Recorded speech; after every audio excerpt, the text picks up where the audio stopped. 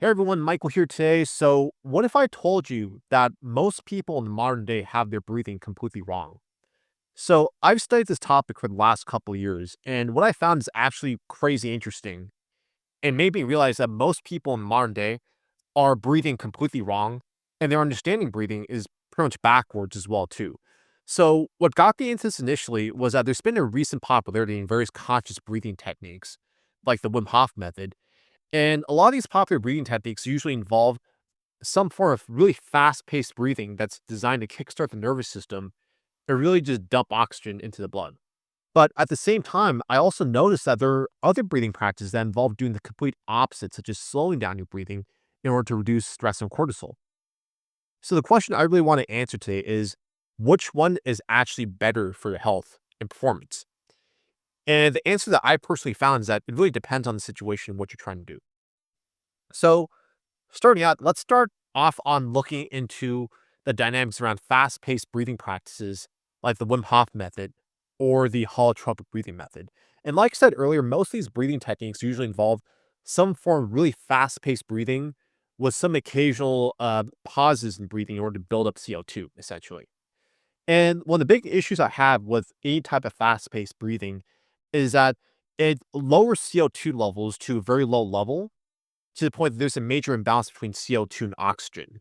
And if you know anything about what's called the Bohr effect, what this means is that it describes the dynamic between when you have a proper balance between CO2 and oxygen, the oxygen is able to detach from the hemoglobin and absorb into tissue and brain effectively. But when there's not enough CO2 to balance the oxygen, then the oxygen stays binded to the hemoglobin so that your tissue and your body does not actually get oxygen. And so you can actually try this now if you want to, but if you start breathing really quickly, like this,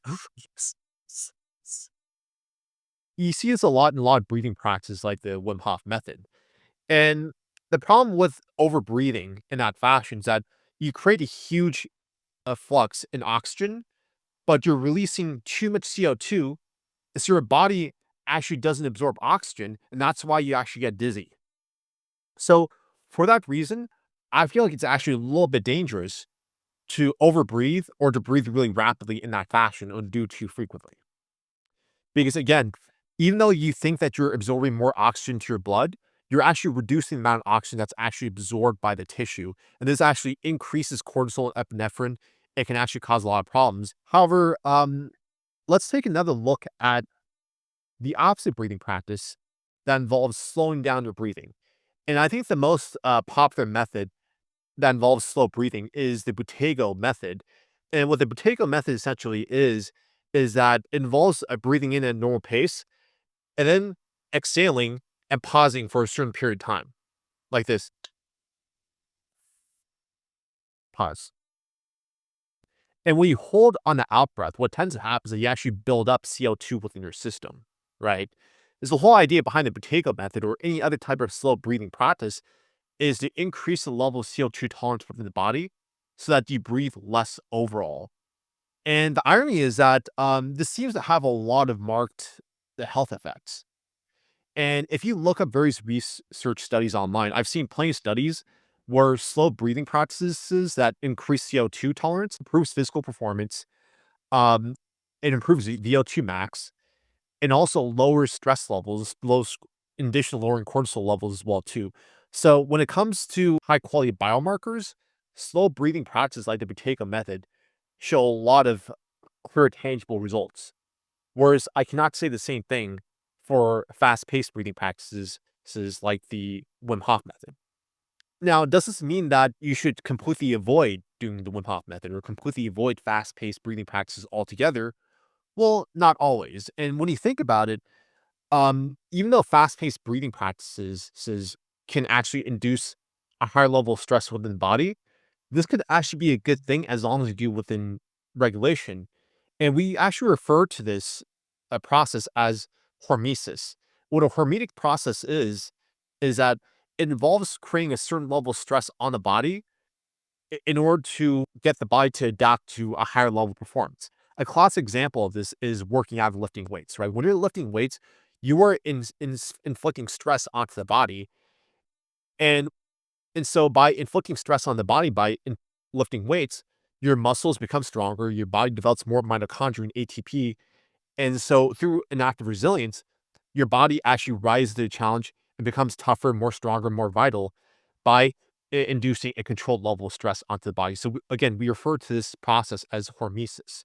So I personally believe that fast-paced breathing practices that actually deprive your body of oxygen to a certain level, it acts as a hormetic effect that makes your body stronger, more resilient in the long run. So if you do the Wim Hof method or any similar breathing practice in a controlled fashion, it can actually improve your performance to a certain extent.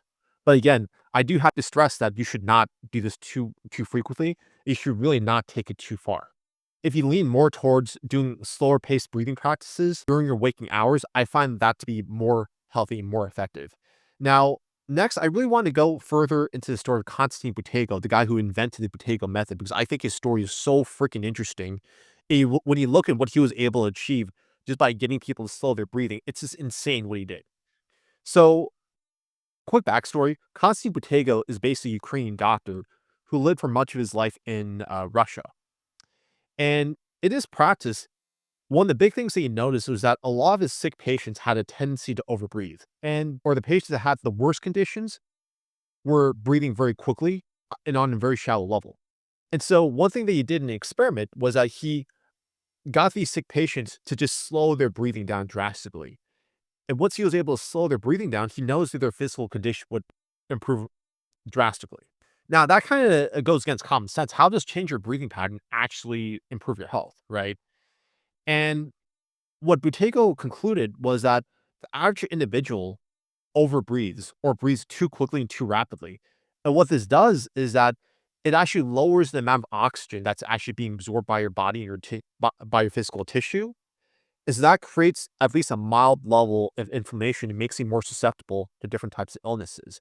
Whereas when you slow your breathing down, due to the Bohr effect, the higher levels of CO2 within the blood actually allows more oxygen to detach from the hemoglobin so that it gets better absorbed by your brain and by your physical tissue, right? Again, this is really hard for a lot of people to grasp because it's actually the exact opposite of what you would actually think. But more CO2 in your body is actually healthier on certain levels as long as you do within proper regulation. So again, in the mainstream media, I feel like they've really turned CO2 into sort of a straw man. And so there's a lot of people believe that CO2 is bad for your body, but it's not that CO2 is bad for your body and that oxygen is good, is that you need to have a proper balance between CO2 and oxygen in order to have a well-functioning system, essentially. So going back to Konstantin Buteyko, he basically built an entire clinical practice around teaching people how to slow their breathing down. And I've heard all kinds of reports where he has cured people of things like allergies. He's cured people of cancer as well as many other health afflictions just by slowing down their breathing. And at some point, he was actually treating a lot of high-level politicians as well as individual agents from the KGB in Russia, which is kind of insane to think about. Now, as you can guess, Buteyko was completely ridiculed by the science and the health and medical community. No one believed what he did, but the results are speaking for himself because he was getting patients in droves that he was curing left and right. And for this reason, he was heavily targeted by the science and the medical community. And I believe he actually survived several assassination attempts because his teachings and his discoveries went so far against the establishment. If you read Buteyko's biography, not only was he able to cure tons of people just by slowing down their breathing, he also believed that slowing down your breathing creates a higher level spiritual state and actually improves your intuition. And I've also heard rumors that Buteyko himself actually developed certain levels of psychic intuitive insight just by slowing down his breathing patterns. So, how do you do the Buteyko method? There are plenty of videos online that explain how to do this, but what this essentially involves is um, just slowing down your breathing. So you breathe at a normal pace, and on the exhale or the out breath, you just hold for as long as you can. 15, 20 seconds, 30 seconds. If you're able to hold on the out breath for up to a minute, that means that your CO2 tolerance is at a very strong, healthy level. Now, I've heard of people who've actually cured issues around sleep apnea just by improving their CO2 tolerance. And with my personal experience, I personally was able to cure my sleep apnea by slowing down my breathing. And I also noticed that my physical performance, my cardio improved drastically whenever I go to my kickboxing and MMA classes um, after doing the Buteyko method. So I definitely believe that this can have a huge impact on your health if you were to practice it. But again, the average individual today breathes too quickly, and as a result, they're creating a lot of low level inflammation that's makes them more susceptible to different illnesses.